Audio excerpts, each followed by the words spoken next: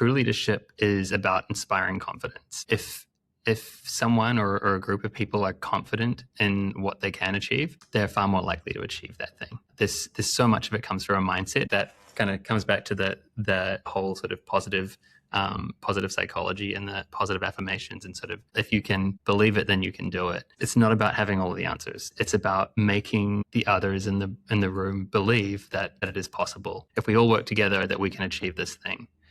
There's a lot of talk about like collaborative leadership, and I think there's a lot of value in actually being able to collaborate together with your colleagues, with your co-conspirators. But it's less around having a specific format or like know-how. It's more about having that belief and sort of inspiring confidence.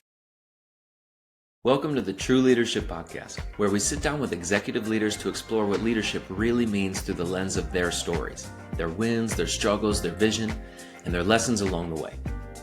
I'm Ty Hammond, founder of One Mountain Leadership and creator of the True Leadership Approach, an awareness-based path that helps leaders shift their focus from what to do about their problems to how to grow from them. Whether you're just stepping into leadership or are well-seasoned and at the top of your game, your potential won't be realized following someone else's script, but you can draw insights from their stories and turn it into wisdom by putting it into practice in your own life. Welcome to the True Leadership Podcast, where we explore the essence of leadership beyond tactics and performance by sitting down with executives to hear what matters most to them. I'm your host, Jessy James, and today's guest is Fabian Ekstrom-French. Fabian is a strategic partnerships and corporate business development leader with over 15 years of experience building high-impact SaaS, cloud, and AI ecosystems. As Senior Director of Partner Marketing at Esper, he leads global partner strategy across AWS, Databricks, Intel, and others, driving measurable pipeline growth through ecosystem-led go-to-market strategies. Fabian has held leadership roles across high-growth technology companies, scaling partnership functions from the ground up and aligning sales, marketing, and product around co-sell execution, known for structuring complex alliances and unlocking revenue through collaboration. He thrives at the intersection of AI innovation and enterprise growth. Fabian, it's an absolute pleasure to have you on the podcast today. Thanks, Jessy. Jessy, it's a pleasure to be here. Fantastic. Fabian, I believe that, who we are as leaders is something that grows over time. How we show up as leaders at work, with our family, with our friends, starts taking shape early in life. So I'm curious, who is someone from your early life or even an early experience that you might have had that shaped the kind of leader that you are today?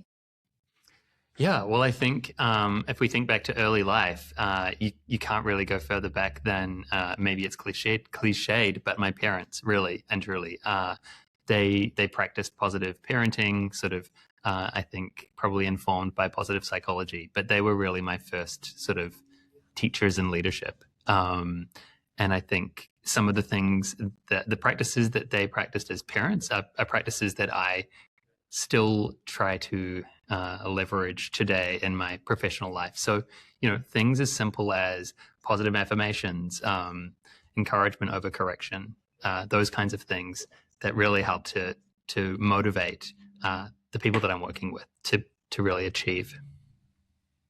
So, I grew up in New Zealand, was one of three boys. My mum was a primary school teacher. My dad was an electrician. I had a very big extended family, and I think, I had a very strong community. But it was like my parents were sort of there at the center of it, always kind of cheerleading and encouraging me. And I think that is something that stuck with me, and something that I try to be the cheerleader for my teams in the same way that my parents have always been the cheerleader for me. Yeah, thank you for sharing that. And I'm curious, how did your parents and even the community that you grew around in New Zealand, how did those experiences really inform you as the leader that you are today?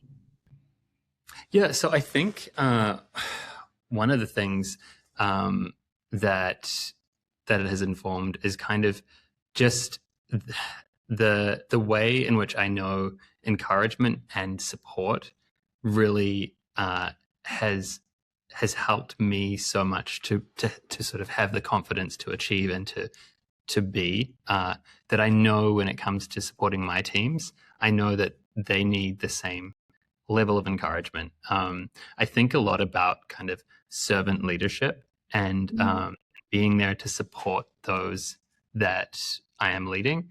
And, that doesn't servant leadership doesn't mean doing everything for your teams, but it does mean making sure that you're providing the scaffolding to help them to get there.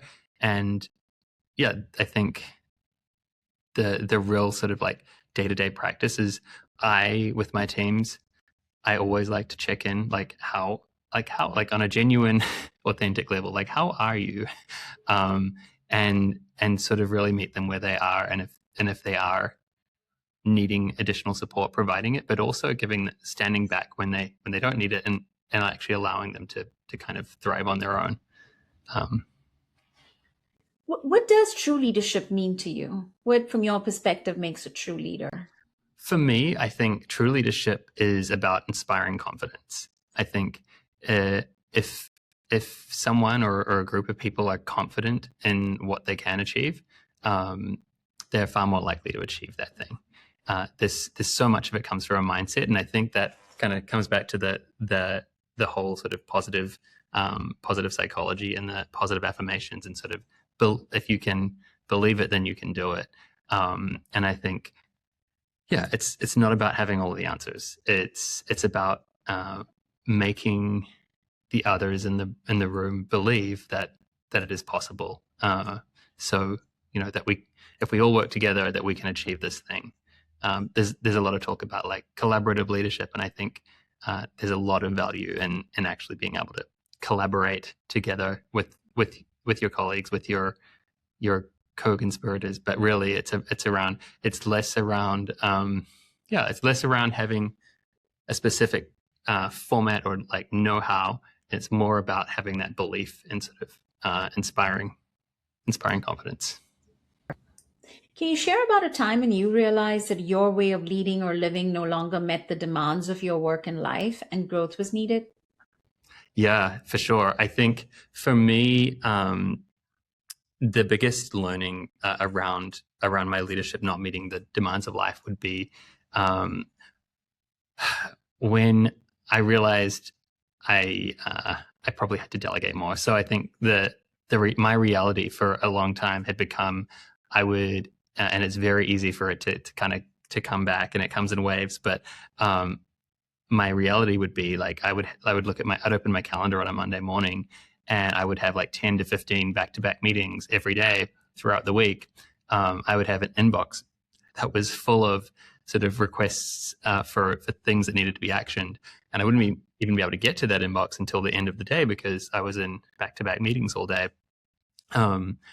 And I think sometimes what some of us struggle with is perfectionism. I think people that are in leadership positions, often they get there because they've achieved well themselves.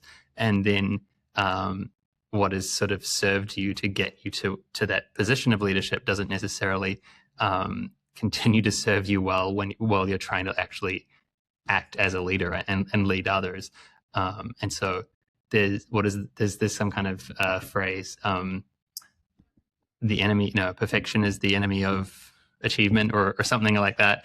I think sometimes you have to be willing to kind of let go of the control a little bit and delegate. And I think, I think I learned reasonably, I was going to say a long time ago, but definitely like took me a lot longer than it should have. Delegating is super crucial. And so I think, what it was is like learning, if I don't delegate, and this happened sort of after I had kids, so I have 12-year-old twin sons, and it's like both at home and at work, if I don't delegate, if I don't pass responsibilities to others, it becomes near impossible to achieve, especially to that level of perfection that you're trying to achieve. You might get all of the things done technically, but you're not achieving at that like level of perfection that you're actually striving for. So you undermine yourself when you don't delegate sufficiently. So that's something that I think I'll continue, and I do continue to work on. But yeah, sharing responsibilities and trusting that, when you trust your teammates, your employees, your direct reports to do a thing, you're actually helping to build their confidence as well. And it sort of gets that flywheel going. And yeah, you ultimately achieve better, faster. So I think, yeah, I know I mentioned servant leadership before. In grad school, I studied under my supervisor for my master's thesis was a leadership professor. And so I studied all different types of leadership. And I think like servant leadership really resonated with me. And I think, yeah, the interpretation that I may have had of that, of like, well, if I'm going to be like a servant leader, I need to like do all the things for everyone. And it's like, well, actually, no, you don't need to do everything for everyone. That's actually not helping anyone. You need to allow your teammates to actually pick up the work and delegate to them. And so, yeah, that ultimately making your team more capable is actually the more effective way to lead. Mm-hmm. So, yeah. Thinking about your journey over the past few years, what's been the most valuable investment that you've made in yourself and in your own growth? Yeah, probably not the most like cerebral answer, but for me, it's been prioritizing sleep and exercise. And it ties back to all of the other things that I was mentioning earlier. Like, I think when you're trying to do it all, when you've got, we're humans, we're like multifaceted individuals. We've got home life, we've got work life, we've got all these different things going on.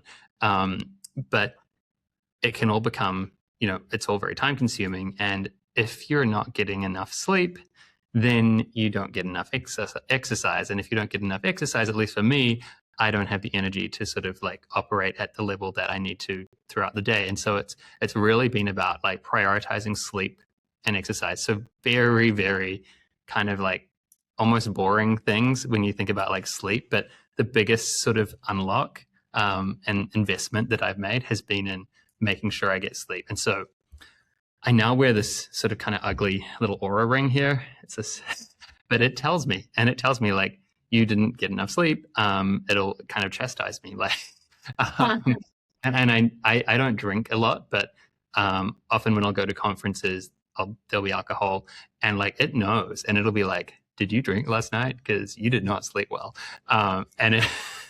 So I think, yeah, that really has been probably the most valuable investment, is just like focusing on making sure I get enough sleep, and in turn making sure that I get enough exercise. And then with that, kind of everything else kind of falls into place for me. I think it's probably the most underrated thing that everyone can do, and it costs nothing. Right. Yeah. And Fabian, I'm curious, more sleep and exercise, how has that helped you show up differently as a leader? Yeah, so I think kind of in the same way that, like, for me, sleep and exercise are linked. Exercise and sleep are also they also give me better energy. They help me to be more sort of energized and focused. They help with like emotional regulation, and really just they allow me to be a better, like more present person when I'm in the office. So I can think more clearly. I can read the room better. I can sort of practice empathy more. Everything just kind of comes more easily when you're well rested. And I know, like, there's this whole, particularly in the tech industry, this sort of startup culture of like hustle and, who needs sleep, like YOLO, that kind of thing. But it really, I think the reality is the people that really do consistently over the long term achieve well are the ones that are prioritizing these like basic things like sleep and hydration. Yeah. What's your vision for your leadership, your legacy, or the impact that you want to have in the years ahead?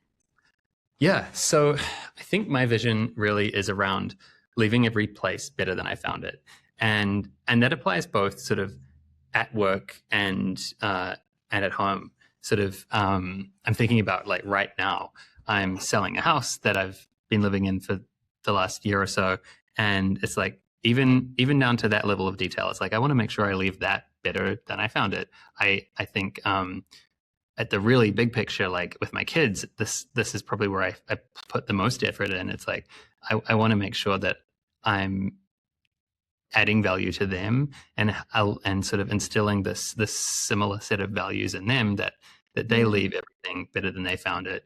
And then, when it comes to professional life, it's the same thing. Like I feel like before I can leave one role to step into another, I want to make sure that I have grown it. I have met certain sort of criteria that I set for myself, whether that is like launching sort of keystone partnerships or achieving organizational level goals for the business. Yeah, making sure like that I'm having a positive impact wherever I go is really important to me. And what are the ways that you most need to grow personally and develop to realize this vision? Yeah, I think my biggest sort of growth edge right now comes down to work-life balance. It's kind of like I always have this vision of like all of the things that I want to do, but sometimes my schedule or like the reality that there's only 24 hours in the day doesn't allow for that. I think prioritization is really key here. I've I've I mentioned earlier like the investment in myself around sleep.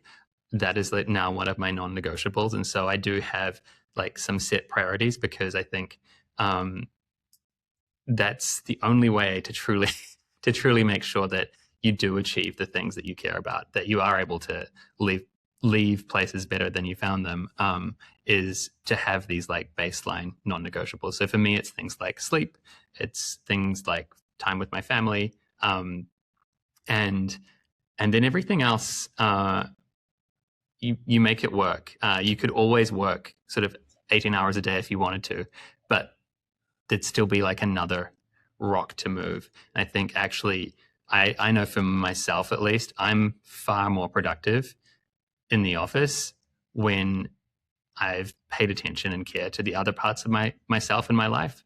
And that, yeah, again, it ties back to that like prioritizing sleep and exercise. We're complex individuals. We don't, we're not just little robots that come into the office to get things done. And so, yeah, where I'm being tested is really around like the temptation to keep adding things. Like there are so many things, the shiny new objects that some people call them. It's like there could be like a really exciting big logo that I want to go and like build an alliance with, but again, there's only so much time in a day, and so it comes back to like just prioritization. How do we make sure that we maximize the value of the core existing priorities before adding another one to the pile? Yeah. Yeah. Yeah, and these are simple ideas that you practice, but they're so powerful in their impact, right? So, yeah, I really appreciate hearing that again and again. Like you feel like you can't hear it enough, you know? Where do you feel most tested right now? Like what challenges are stretching you the most in leadership and in life? Yeah. So my kids, I have twin sons. They are 12 years old. So I think in life, that is a really fun age for parenting. So I think managing that transition of my kids from kind of like kids to teenagers is probably on the personal side of life the biggest test, and then on the business, the work side, I think it kind of comes back to like that balance of like doing all of the cool, exciting things and actually that I want to do, and then really like remembering and focusing and prioritizing like what actually can be done realistically. That's probably the biggest test for me, is like just balancing like the big vision versus the actual what is realistic in this time in the next quarter. So this last question is more of an invitation. You have this time and space to offer to our listeners whatever it is that's most in your mind and heart. Anything at all. Take your time. The floor is yours. Yeah. So I'd like to ask the listeners, honestly, like, where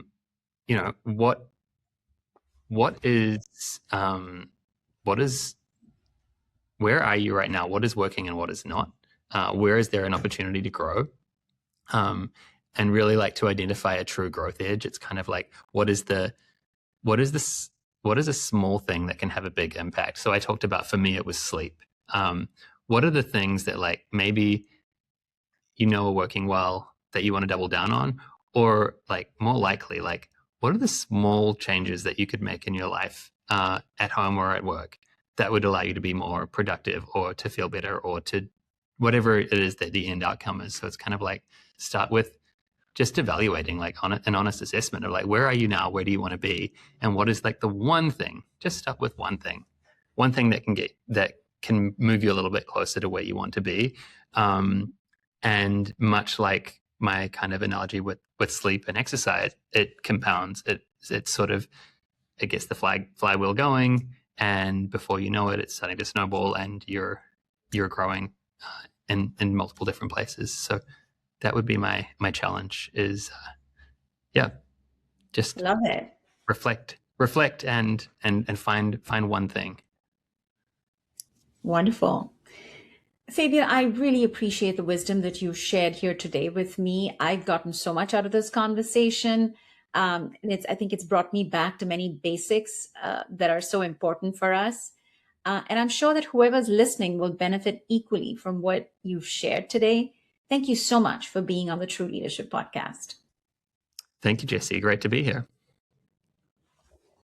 Thank you. That's it for this episode of the True Leadership Podcast. If you enjoyed this conversation, you can subscribe to YouTube, Spotify, Apple Podcasts, or wherever you're listening to this to catch future episodes.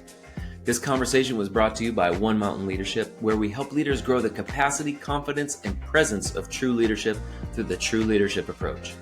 To learn more about the approach, our offerings, our community, and how we can help you realize your potential in both leadership and in life, visit us at onemountainleadership.com.